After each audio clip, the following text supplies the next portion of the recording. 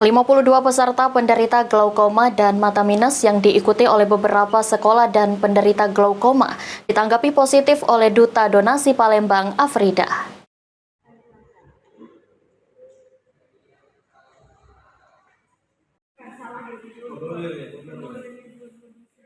Gerakan donasi sejuta kacamata medis yang digelar di Gedung Pertemuan Dinas Pendidikan Kota Palembang diikuti sebanyak 52 peserta yang berasal dari beberapa sekolah di Kota Palembang dan penderita glaukoma untuk semua umur. Febriansyah, Marketing Manager PT MGI mengatakan ini merupakan kegiatan pertama yang dilakukan di Kota Palembang dengan dibantu Duta Donasi Palembang. Diharapkan kegiatan ini dapat membantu meringankan mata minus anak-anak dan penderita glaukoma.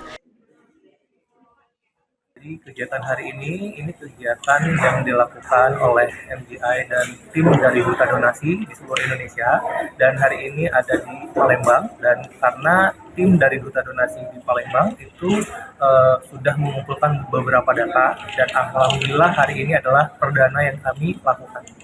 Ini kegiatan untuk menjaring anak-anak dengan usia 16 tahun ke bawah, tapi minus 5 ke atas. Yang kita sudah lakukan ke beberapa sekolah yang kebetulan dibantu oleh beliau, ya, dan juga tim dari Duta Donasi di Palembang.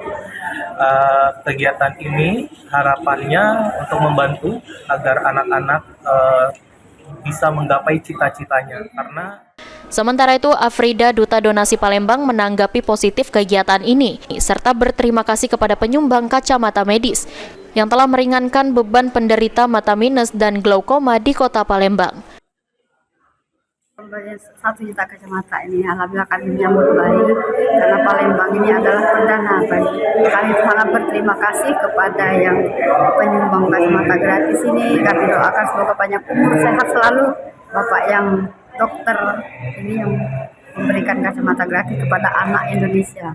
Anak Indonesia yang diberikan kacamata ini anak yang minus 5 ke atas. Setelah kami data, banyak anak-anak SD ini sudah minus 5 ke atas. Yang diminta data ini kan anak yang berumur di bawah 16 tahun.